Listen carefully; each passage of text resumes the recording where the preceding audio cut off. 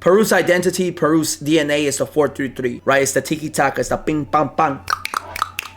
Ping, ping, ping, pong. The last two coaches have been playing very defensive with 5 in the back, 3 in the back, some shit like that. It's been really weird. In the last like 12 games, we had only been able to score 3 goals in the last 12 games of the World Cup qualifiers. Also, by the way, this is Guerrero. Some of you guys might not know who Guerrero is. He's one of the... he's one of the... He's one of the... He's one of the greatest strikers in South America. In the history of South America football, if Guerrero was Brazilian, he would have already had a World Cup. If Guerrero was from Argentina, Lautaro Martinez would have been in the bench by now. Liga de Quito legend. Paolo Guerrero has played in Bayern Munich. He's played in Corinthians. He actually was the guy who scored the goal against Chelsea to win Corinthians the club's World Cup trophy. That's a I don't know why he saved it like that. I don't know why he saved it with his thighs. It's a good save from Gallese. Gallese is arguably the best goalie in the history of Peru. Other people will probably put 2 other ones. There's no debate, no argument, no conversation about Gallese being in the top 3 greatest goalkeepers of all time in Peru. Also, it's not that hard to be in the top 3. Peru hasn't gotten really good goalies in the history of their team, you know? So getting in the top 3 is not that hard. Paolo Guerrero is 42 years old. I don't know why Peru is still playing with a 42-year-old. I guess there's not enough talent in Peru right now to find a better striker. So we gotta use Paolo Guerrero, who is 42 years old. Kind of crazy. What did he do at Bayern? Not much. I'm gonna be honest. Peña takes on 2 here. I don't like Peña that much. In my opinion, Peña is one of the worst players in Peru. I have no idea how he gets minutes. I have no idea how Peña starts in the Peru squad. I like Yotun. Yotun is another like CM that played in the 2018 squad, World Cup squad, that helped Peru go to the World Cup too, but I think he's pretty old now. He's injured too. So that's why Peña is there. I don't think there's anybody else that can fight for that spot where Peña is. Peña is like a CM offensive midfielder, but he does a well job there. You got your right winger here, Polo, attacks the ball close, and you see Paolo Guerrero here. At 42 years old, what Polo does here is fucking insane. That run by Polo is really smart too. That little touch is so good. I would have loved Reina to put it right here, bottom right, but he lacks the skills. Now that I'm rewatching this, I think Reina shot it bottom left because he thought the goalie was gonna go to the right, because the goalie was thinking Reina was gonna shoot to the right, but I guess the goalie never moved. So I think he was just trying to guess. It's either that or Reina is just dog shit at shooting. Peru is really good coming out playing in the ground. Since we have Paolo Guerrero, Peru is able to put the ball in the air and come out like this. Watch. Paolo Guerrero is one of the best players in the world to win balls in the air, to put the ball in the ground. This is what a good striker can do. You know, that's really nice right there. I'm actually shocked that Carrillo can still make a run like that sprint. He does a little nice, beautiful touch. Goes through the legs of the Bolivian defender. The experience of Paolo Guerrero, the way he covered the ball, everything like that was like really, really nice. Look at this pass. That is, wow. Isaac, what position are you IRL? He's unemployed. He puts the ball perfect. Look at this. Okay. That's Reina, by the way, our left winger. Yeah, I don't know what that is. I don't know why he shot it like that. I'm gonna be honest.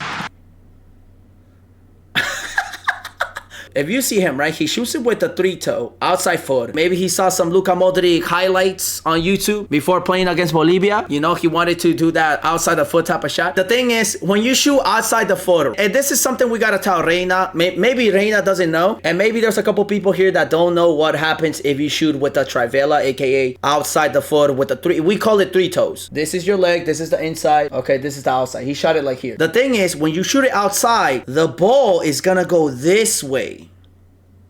So I don't know if Reina doesn't know that. The goal is here, right? And all you have to do is shoot it here. So for you to do that, you got to use your inside so it can go here. Now, if you use your 3 toes, it's going to go this way. Portugal has Quaresma, Peru has Reina. But the thing is, he did fix it though. You got the rebound and then he does a little small pass here for Polo, which I'm really happy Polo was able to score this one because Polo hasn't, I don't think Polo has ever scored for Peru. So he does the little pass there. He actually fixes his mistake. And Polo just taps it in. So at this moment, I got up. I did get a little hard. I was wearing gray sweatpants. So I sat down really quick because I was with my family. I forgot I was kind of hard. So I immediately sat down because I was wearing gray sweatpants. They scored the goal. I got happy. But then I got mad because then David, my brother, told me I looked like him. I don't see it. This is a new coach. The good thing is he used to work with Gareca in Peru. So he kind of knows the system that Gareca used to run with Peru. He always played a 4-3-3. He went back to the 4-3-3. What Guerrero did here, bro, I wish you guys can see it. The highlights, it doesn't show it. Somebody in the defense sends Guerrero a chip, puts it down. He takes on this guy. He beats this guy. And then he does a turnaround. At 42 years old, Paolo Guerrero can still do this. Quick reminder, it is Bolivia. Bolivia's not a top team. I don't know if Guerrero can actually do this against top nations. But the fact that he was able to do this was insane. But this pass right here is really good. Carrillo makes the run here.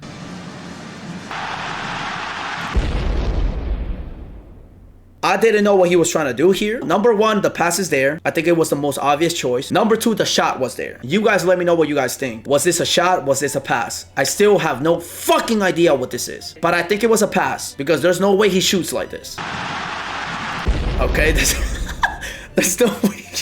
He sold on that. I don't understand how this happened. I think Carrillo wanted to pass the ball in front of the defender to make it ended up here. In my opinion, he should have done the Lamil Jamal Trivela with the left to put it here, but he doesn't know how to do that. It's not unlocked yet for his character. If somebody knows what this is, please let me know. No idea what he has here. This has to be an extra small shirt. Is that a nicotine pack? This is not a penis enhancement patch. No, this is not a thing. Penis enhancement patches, that's not a thing, bro. If that actually is a penis enhancement, let me know. Send a link for a friend. Not for me. Polo is the guy that defended the most out of the three up top. When you play a 4-3-3, it's super important for the top three to make as much pressure as possible. Because if that ball goes around, then you only got three midfielders instead of four midfielders. So it's really important for the top three to do a very uncomfortable job for the defenders. And Polo was doing an amazing job there. Now look at Paolo Guerrero, 42 years old. Look at the way Paolo Guerrero bodies number 4. Puts the body, get out, no foul, eh? This is pure football right here. Drags it with his right, finishes it.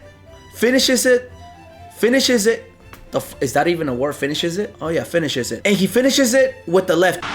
Paolo Guerrero just became the oldest player to score in the World Cup qualifiers in the history of South America. That's insane, bro. Lamil Jamal's cousin right here. We were suffering the next 45 minutes, eh? I would have taken out Paolo Guerrero. I would have put La Padula in for the high press because in the first 45 minutes, we were conquering the defense with the high press with Polo, Paolo Guerrero, and Reina. Bolivia was like doing whatever they wanted down there, which helped them distribute the ball up moving forward. This is a handball where Bolivia ends up getting a penalty in this one here.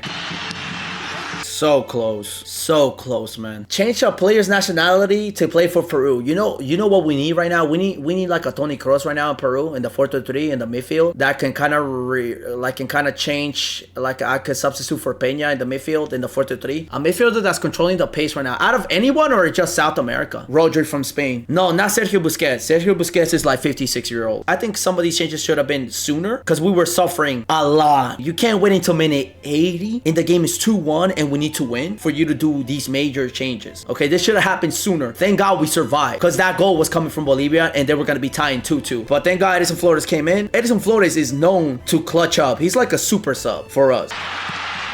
The Bolivian players were claiming there was a handball there, but there was no handball though. Some people in Peru compare Edison Flores to Ronaldo 2017. I don't know what you guys think. Agree or disagree, guys. I think it's a little too far, but I do see why people think Edison Flores plays like CR7 2017. I see it a little bit. CR7 is known as Mr. Champions League. Edison Flores is known as Mr. World Cup qualifier. I'm happy that Peru is back to winning. For the last 2 years, Peru has had 2 different coaches. We've only been able to score 3 goals in the last 12 matches of the World Cup qualifiers. And the fact that Peru scored 3 goals today is so refreshing. But not only that, bro, the football they were playing was so boring. It was like European football, but we're back to classic South American 4-3-3 offensive football. Now, guys, we're probably gonna get scored on by Argentina. We'll probably lose 7-3 against Argentina, you know what I mean? Against Uruguay, we'll probably lose 7-3. Against Colombia, we'll probably lose 5-3. But at least we're gonna be able to actually score now.